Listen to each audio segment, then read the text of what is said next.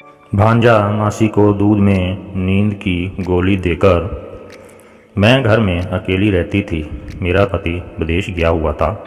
एक दिन मेरी बहन का फ़ोन आया कि मेरा लड़का साहिल शहर नौकरी के लिए आ रहा है, उसे अपने पास रख लेना।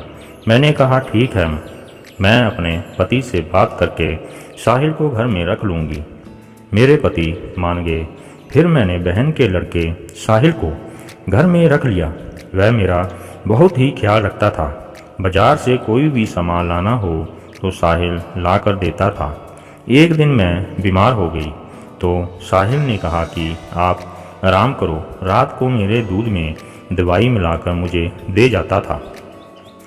सुबह जब मैं उठती थी तो बहुत आराम मिलता था। एक दिन मेरे पेट में बहुत ज़ोर से दर्द हुआ तो मैं डॉक्टर के पास दिखाने के लिए गई। डॉक्टर ने कहा कि आप प्रेग्नेंट हो। ये सुनकर मेरे होश उड़ गए। मैंने हैरान होकर डॉक्टर का चेहरा देख रही थी। मेरे सोचने और समझने की शक्ति जैसे ख़त्म हो गई। मेरा दिमाग काम नहीं कर रहा था कि ये कैसे हो गया। मुझे डॉक्टर की बातों पर यकीन नहीं हो रहा था। मैंने डॉक्टर को कहा कि आपसे कोई गलती हुई है, मुझे तो सिर्फ पेट में दर्द है। डॉक्टर मुझे देखकर हंसने लगा और रिपोर्ट लाकर मुझे दे दी और बोलने लगा कि आप 4 साल से मेरे पास से प्रेगनेंसी का इलाज करवा रहे हैं। अभी आपको भगवान ने खुशखबरी दी है, आपको तो खुश होना चाहिए। मैं रिपोर्ट लेकर घर आ गई, पर मुझे पता नहीं लग रहा था कि मेरी ज़िंदगी में ऐसा खतरनाक मोड़ भी आएगा। मेरी शादी को 5 साल हुए थे। मेरे पति विदेश से छुट्टी 2 महीने के लिए घर आते थे। अगर उस समय प्रेग्नेंट होती तो बात कुछ और थी। जब भी वह छुट्टी आते तो हमेशा निराशा ही हाथ लगती थी। उस समय प्रेग्नेंट होती तो बच्चे के साथ मन भी लगा रहता। फिर मैं अपने आप को अकेला महसूस नहीं करती। मैंने रिपोर्ट फिर चेक की। मेरा सर घूम रहा था। मेरा दिमाग सोच सोच कर कमज़ोर हो चुका था। मैं सोच रही थी कि नहीं, साहिल अपनी बहन का लड़का है। साहिल मेरे क्लिनिक आने से पहले ऑफिस से आ चुका था। वह कहने लगा कि आज आप बहुत लेट हो गए। मैंने आपका इंतज़ार करते करते अभी खाना खाया है। मुझे बहुत ज़ोर से भूख लगी थी। मैं आपको खाना लेकर आता हूँ। साहिल मेरे से बहुत बातें करता था। पिछले कई महीनों से वह मेरे साथ रह रहा था। मेरे पति को भी ऐतराज़ नहीं था। मेरे पति साहिल के बारे में सब कुछ जानते थे। साहिल ने मुझे कहा, मासी जी खाना खा लो। मैंने कहा मुझे भूख नहीं है, मेरे सर में बहुत दर्द हो रहा है, मैं अपने रूम में जा रही हूँ।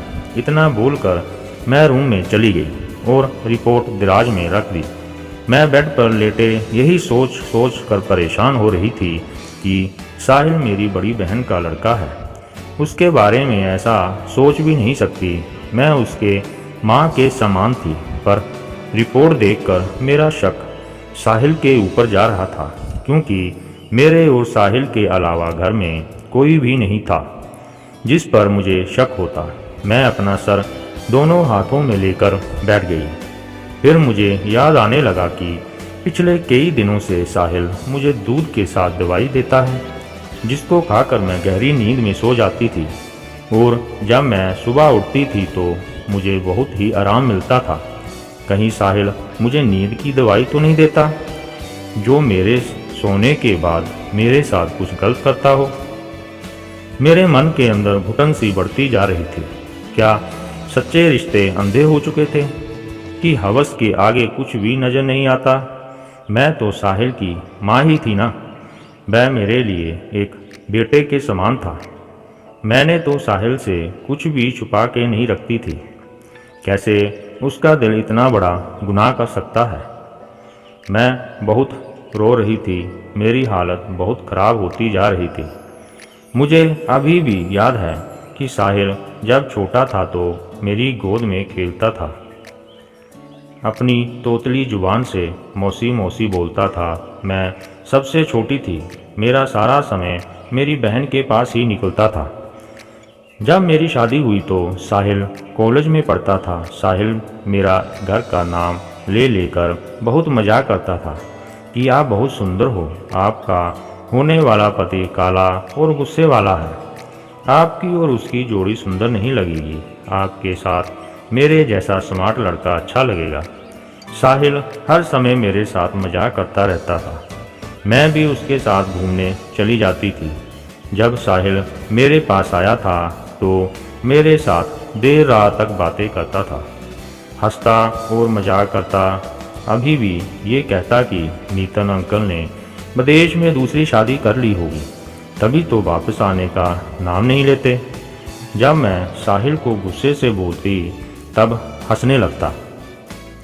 मैं यही सोच रही थी कि तभी साहिल ने दरवाज़ा खटखटाया और अंदर आ गया।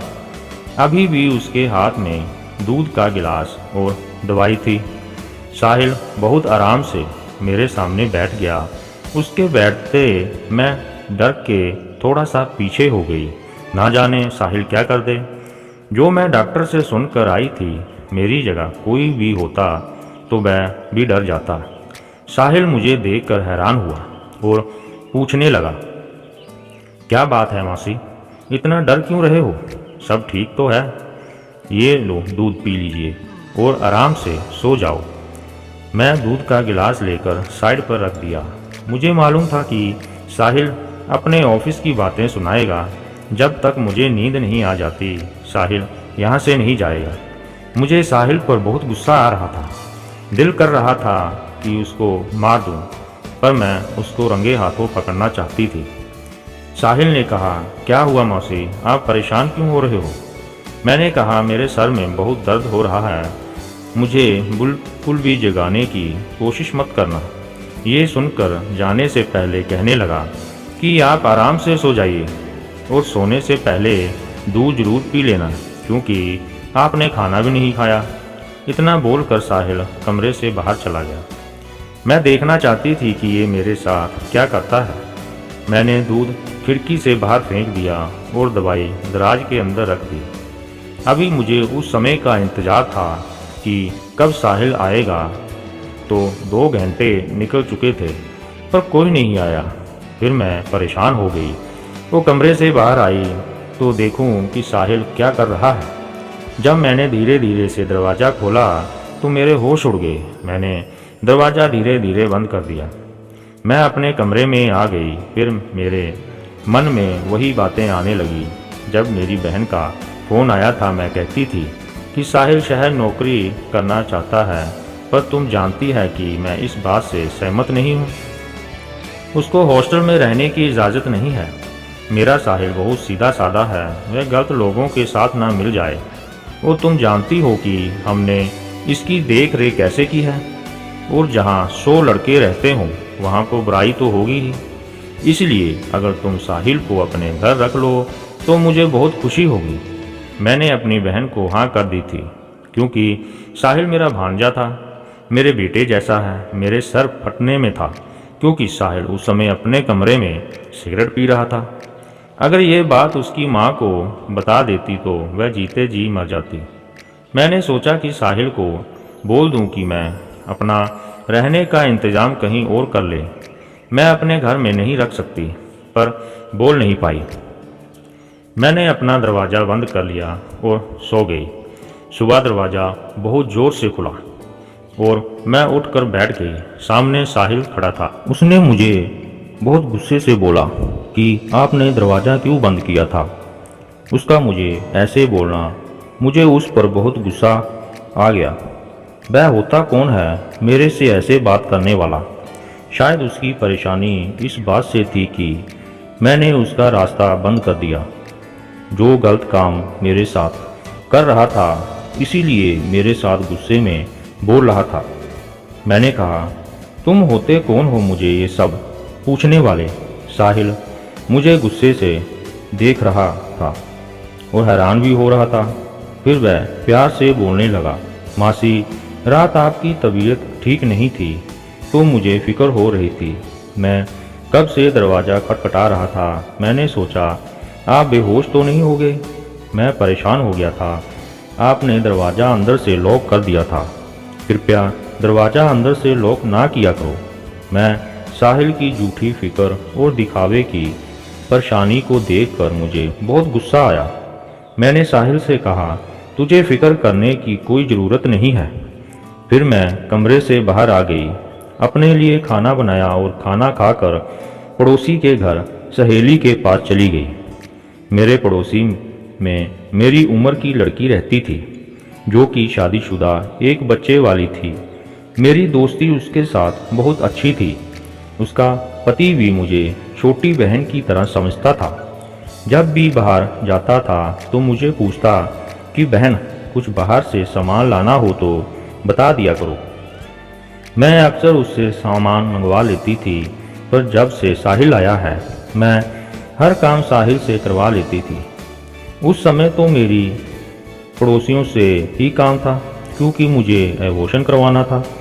मेरे पति भी विदेश से आने वाले थे, पर मुझे समझ नहीं आ रही थी कि मैं अपनी सहेली सुहाना को कैसे बताऊं। ना जाने वह मेरे बारे में क्या क्या सोचेगी, पर मुझे किसी ना किसी औरत की ज़रूरत थी।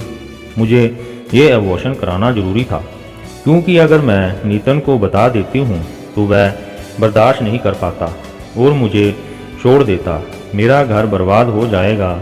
मैं ऐसी परेशानी का शिकार थी जो कि सिर्फ मैं जानती थी।